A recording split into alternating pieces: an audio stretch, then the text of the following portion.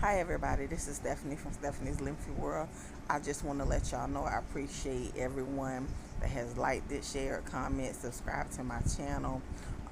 This is me telling my story. Someone's story may be different than mine. Someone's story may be better than mine, worse than mine, however the case may be. But no matter what, we all are in this together. We all are fighting this condition called lymphedema. um like I said with my last story, what what I did was, when I was 8 years old, they discovered that something was wrong with me. They didn't know what. So fast forwarding a couple of years, maybe like I would say about 5 years or so. Um, I was about 14, I think I was about 13, 14 years old. I was in and out Children's Hospital. Um, I did in middle school, only grade I went to middle school in is probably half of seventh and eighth. Whole sixth grade, I missed the whole sixth grade year. I was homebound the whole sixth grade year. A lot of people don't know that. They think, I see people in the street. They be like, "Oh yeah, I know you from middle school to them," but I would just be like, "Oh, okay." But some people think that I went there the whole 3 years or something like that. But I was homeschooled, probably like back in fourth and fifth grade, fourth, fifth grade. I was like homeschooled a little bit. But sixth grade, I missed like the whole sixth grade year. I was back and forth in the hospital. I lived in the hospital. I would like spend like literally 1 or 2 days home, and I would be right back for months at a time. And so I spent the whole sixth grade year there. I went to my school probably one day, and that was it. And I went right back. I went right back in the hospital. So seventh grade, I was able to start school and everything like that. And then eighth grade start. I went all eighth grade, all of that good stuff. But I just want to tell my story. I just, my baby, she was able to tell her little story of a situation that we've had in, the grocery store. Because I know everyone has had this moment that has lymphedema or has some kind of issue going on with them, that people are just so rude. I just don't get how people are just so rude and just like can like take a picture and just post it up online or this or that. Me, I see people all the time with something wrong with them. Even if I didn't have anything wrong with me, I wouldn't take no picture. And then if I did decide to take the picture, I would not, I would not, and this is what I stress, I would not have on the clicker where they can hear it, or the flash where it can flash. I always tell people that because that used to be my pet peeve, and it still is sometimes. I'm getting a lot better because it used to be my pet peeve. Like, I would hear that and I would snap. I would totally like snap. And then it's like my kids would be with me and they would be so embarrassed because I don't snap. But it's just like, just the level of disrespect. That's the thing. The level of disrespect.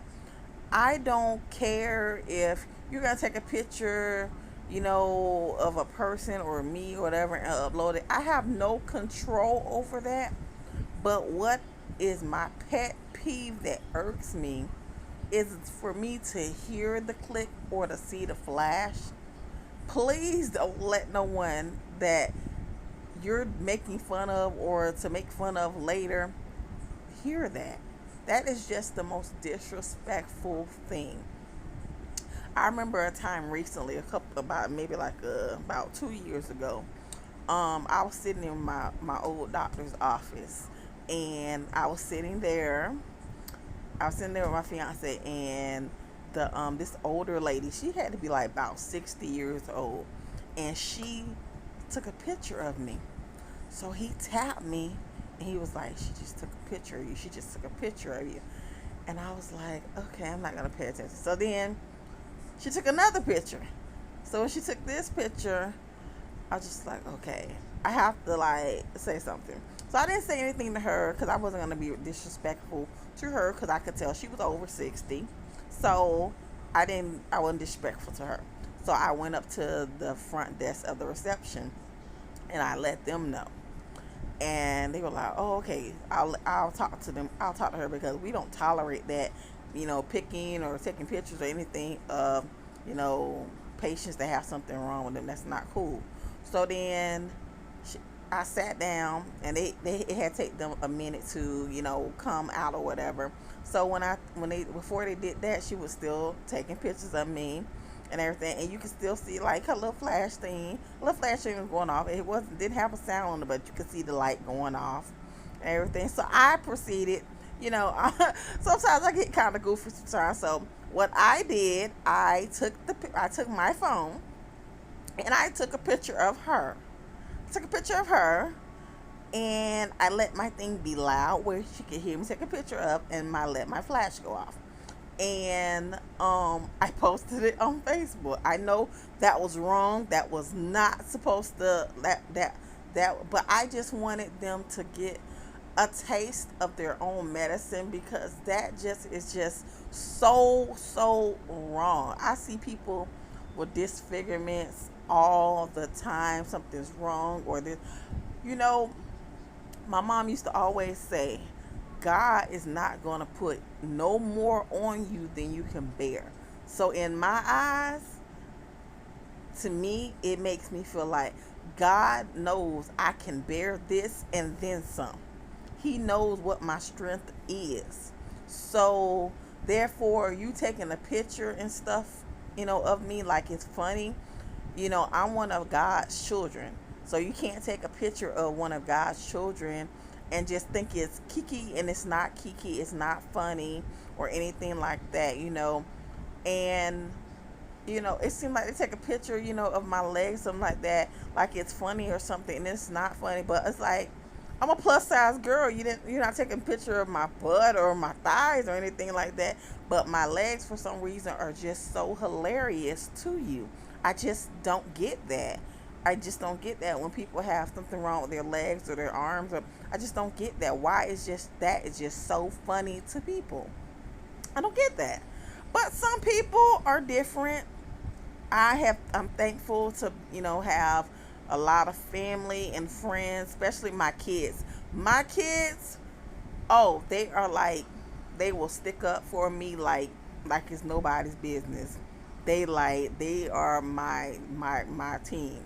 They don't play. They do not play. He don't play. And like my family, they don't. My best friend, they don't play. Nobody, if they hear someone, someone be like, oh yeah, Stephanie, like, yeah, okay, yeah, why do you want it up? Like, they're very, very defensive. So I appreciate them being in my corner like that. I really, really do. But I just had to, get that out there. I know I was probably totally off the subject, but I just had to get that out of there, to let you know that, even though I'm getting on YouTube, it's like I am just getting out here in the world, because people know me here in Florida, well, in my area or whatever, but I just want to be out there in the world to speak for, like I told you, I just want to speak for people that can't speak for themselves, that is scared to speak for themselves. They have so low self-esteem, like they can't, they're not the greatest. You are the greatest. You are the greatest. Don't let no one tell you that you can't do anything. You're not the greatest, because you are. You are. If no one tells you that they love you, I'm here to tell you I love you. I love you no matter what. And I'm here for you if you want to talk about your lymphedema or whatever. If you don't have lymphedema, if you have another ailment that you're dealing with, I'm here, because I was that person. I used to be so I would when company would come over, or I would be somewhere at an event, and if my dress wasn't that long or something, I have a blanket to throw around it and stuff like that. I still do it sometimes, but I just don't do it that often, because it's like I used to be I was like, okay, everyone doesn't want to see what I'm going through. So, okay. And then I tried to protect my kids, because I didn't want my kids to be be like, like picked on or anything like that, even though they can stand up for themselves. But I'm still that overprotective. Even though they're overprotective of me, I'm overprotective of them as well. So I just want y'all to know that I'm here. I'm here for you. And I thank my baby, for talking about that moment, and the looks and expressions that she gives are her real looks. Those, she do not play. Those are her real looks, and she she is just so funny. So I thank God for her. I thank God for my oldest daughter. It's just, and one thing I say, I thank God for them, because God brought them to me.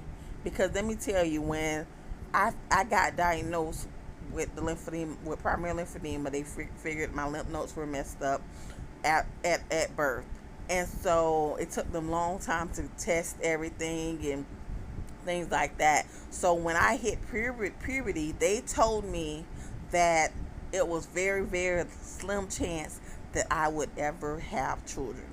Ever have children. I would never have children. I would never know what it's like to have a child unless I adopted. They told me that. So I went on. I was like, okay, well, I guess I'll just be Auntie Stephanie to, my niece and nephews that were, there at the time, or, my niece and nephew, whatever, that was there at the time, whatever. So I'm like, okay, well, I guess I'll just be Auntie Stephanie to them. And, so I had really came to terms like, okay, the fact that, okay, well, maybe it's not in my cards. But guess what? God had other plans. Like I say, God has a purpose for everyone. That's what I'm trying to tell you. God has a purpose for everyone. God blessed me with my 19-year-old daughter. My daughter is my oldest daughter is 19 years old now. Yes, I may not look like I got a 19-year-old daughter, but I do. And she is 19 years old. And I just was blessed because they said I would not have a child. And she came, and, it was just a blessing. A blessing. And she blessed our lives. Like, everyone was just so happy because she was here. And it just was like, wow, I have a daughter. This is something that's right then and there. I knew. I said, you know what? God has the final say so over everything. Man and doctor don't.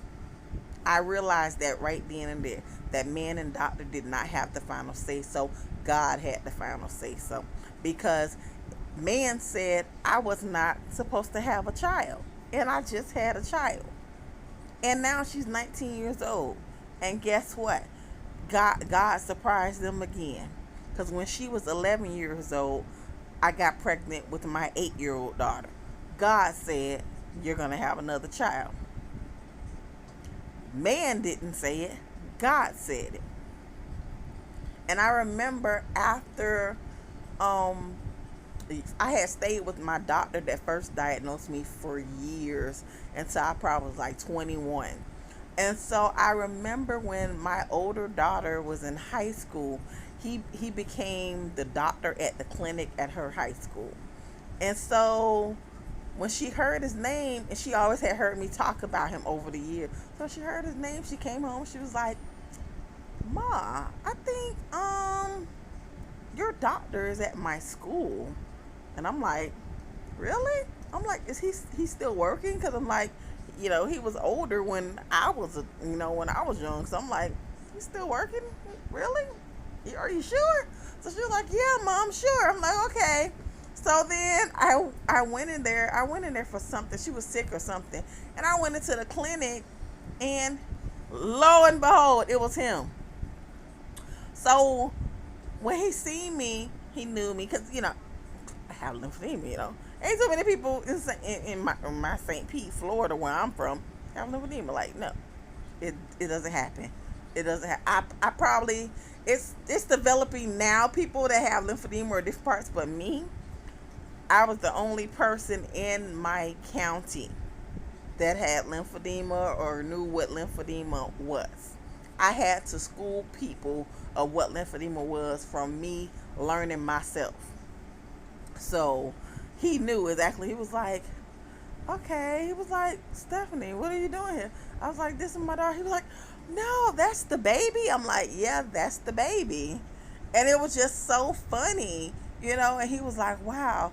He was like, when we diagnosed you with having primary lymphedema, we never thought, in a million years that you would have a baby. I said, but you know what? I said, yeah, they thought that. I said, but God didn't think that. God, that is the key. God is the key in control of everything. Do not say you can't do it or it won't happen. Because if God wanted to happen, it's going to happen. Period. That's what I could say about my kids. That I was not supposed to have kids. God saw fit that He wanted me to have children. And they have been my blessing. I've had some rough times with having lymphedema. I've been in and out of hospital, so I know, and that's what I say that my kids are gonna love to talk to other children that parents have a chronic illness or lymphedema or whatever the case may be, because they will be able to talk to them and give them some type of encouragement or some type of words that why, how to deal with it or what's the best method to deal with it. Because I have to say, I have the two strongest kids I know, because they have to deal with a lot of me going back and forth to the hospital. And then, I would be on the phone calling my oldest daughter when she was in high school. I would be on the phone calling her, waking her, making sure she was up, for school and everything to get to school. And the nurses would walk in and they'd be like, Stephanie, what are you doing? And I'm like, oh, I'm getting my daughter up for school. They was like, you know what?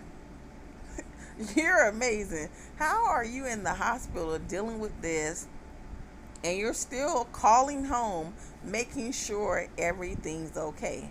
I said, well, at the end of the day, no matter what, I'm still a mom. Life still goes on. I'm in the hospital making doctor appointments, calling schools, having school conference calls on the phone. I'm doing it. Like, God made a purpose for me to have those children. So no matter what, if I'm sick or not, I still gotta be mom at the end of the day and try to get things done. If I, whatever I can get done.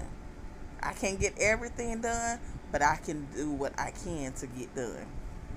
So I hope my kids will be a blessing to, you know, other children that are dealing with their parents in situations like that. And I don't know. I guess I done talked y'all head off enough today. I will probably be back on later on with a live, maybe. I wanted to do a live, but I don't want to get on live and then no one's there. So I rather do videos for right now, and then, I want people to really ask me questions. Ask me questions that you want. Even if you know me, and it's a lot of things that people don't know about me that know me. If you have a question and you know me, then just ask me and I'll tell you. So this is Stephanie with Stephanie's Lymphy World. And I just want to let y'all know to be blessed today. And if y'all have any questions, my email is in the description box below. You can email me. I'm on Facebook. I'll put my Facebook at the description box below if it's not already in there. And if you have any questions, I just want everybody to be blessed, be safe, and have a wonderful day. Peace.